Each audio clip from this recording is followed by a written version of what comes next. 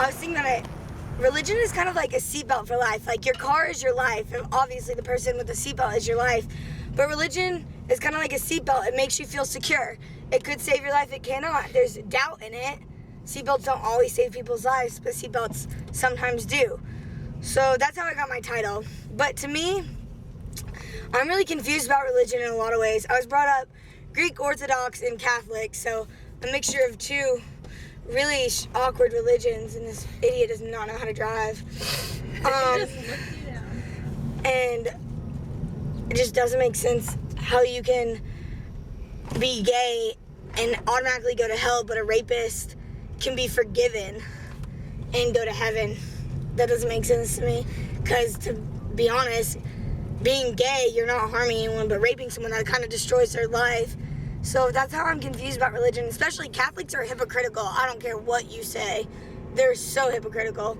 And they worship Mary, which is totally different than Christian, and there are 20 different forms of Christianity, so which one's right? Which one do I believe? And if they say it doesn't matter as long as you believe in some type of Christianity, then what's the difference between me believing in a type of Christianity and believing in a type of Hinduism? That doesn't make sense to me at all. So talking to Spencer's kind of like opened up my eyes to being atheist, I guess. And this is my coming out video. Because death is scary.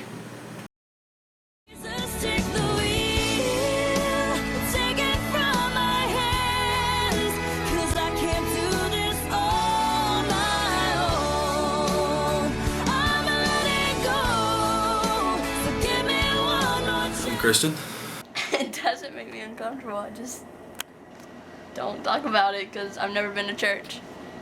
Ever? Or anything. Nope. Ever. Do your parents not go to church either? Nope. Judaism. You're a Jew? Yes. Say, I'm a Jew. Not when you ask me to do it like that. Technically, like, I was kind of raised Catholic. I'm atheist right now.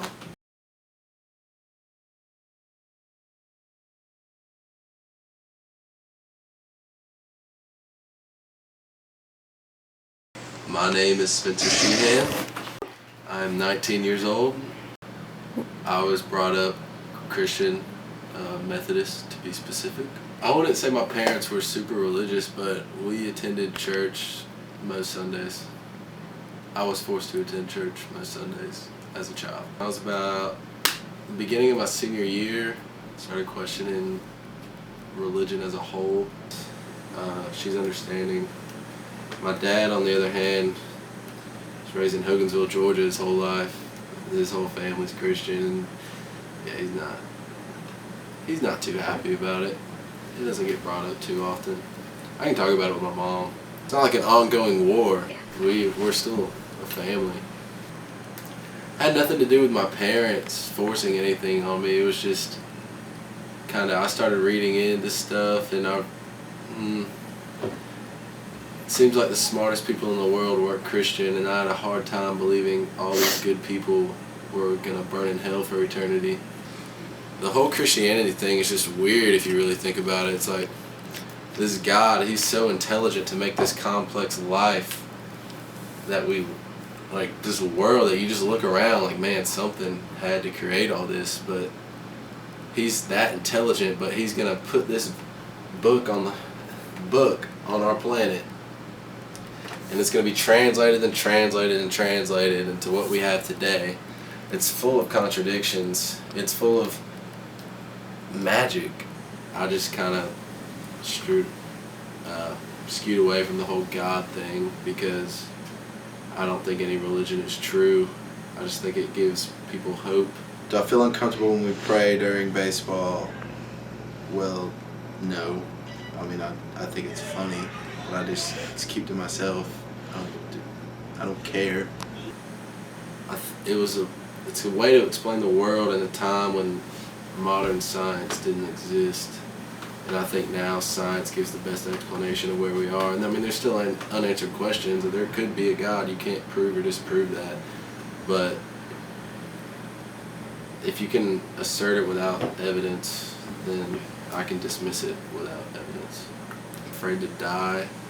I won't. Probably feels like that time before you were born. Probably what death feels like. But I mean, In my life, I'll give a fuck. could be wrong. Fuck out of here. What do you want? Well, I don't know. I can't speak for everybody, but I get uncomfortable talking about religion because, like, I don't want to push my views on other people. Like, I respect their beliefs, and I don't think that it's right for me to tell them what they should, like, think. So you think being atheist is okay? It's okay for them. It wouldn't be okay for me, but, I mean, I don't have to, like, live their afterlife, so it shouldn't concern me what they believe.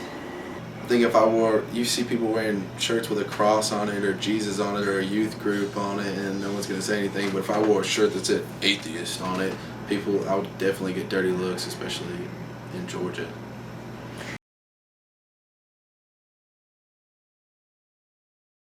I don't believe he's right, but it is his right to choose.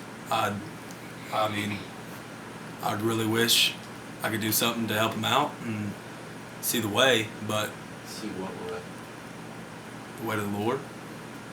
I Bring mean, that camera back over here. Trying to be nice about this. Do you think my disbelief in religion is going to affect relationships with, like, friends and family? No. they're ignorant. If they're intolerant, yeah.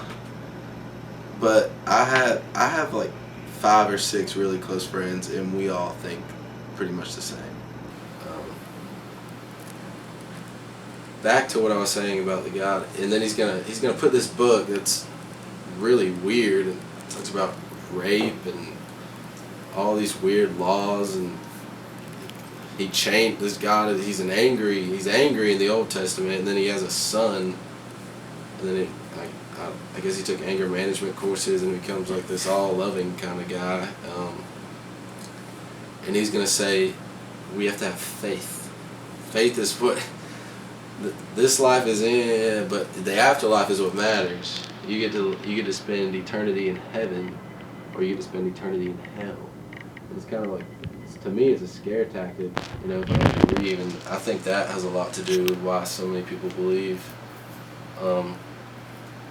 It's just weird. I don't think people that are without faith are gonna burn in hell for eternity, and it doesn't. It's the same thing when you read like ancient Navajo myths or ways of how the world came about. It's the same thing to me. You can't. If you set someone who was 18 years old, never heard of the Bible, never heard of any kind of holy books, and you put in front of him creation myths from ancient Indians to whatever, you just put them all in front of him, all these different creation myths, you wouldn't be able to tell the difference. Gandhi wasn't a Christian. Gandhi was the most Jesus-like character in history, or famous person. So yeah, they're all burning in hell. So I mean, the creator of your iPhone, Alan Turing, he's a gay atheist. He's the father of the computer. Bill Gates. I don't know. Edit this part out. What was it wanted to? I don't know. I just don't see faith as the undermining thing of what makes a person get to spend eternity in heaven. Most of the prison population is Christian or religious. But yet, the smartest people in the world who are making the world a better place aren't. So you got all these prisoners, according to the Bible, going to heaven because they've asked for forgiveness for their sins. But you have all these geniuses going to burn in hell. It doesn't make sense to me. Do I think my religious views will change as I get old? No. Not at all. I would say I'm 100% convinced that no religion is true.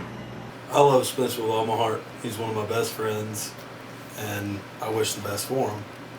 I don't agree with him on a lot of things. We don't agree politically, but it doesn't mean we're not going to be friends. Religion, like Spencer says, religion is just a bunch of books about a higher power or claiming a higher power.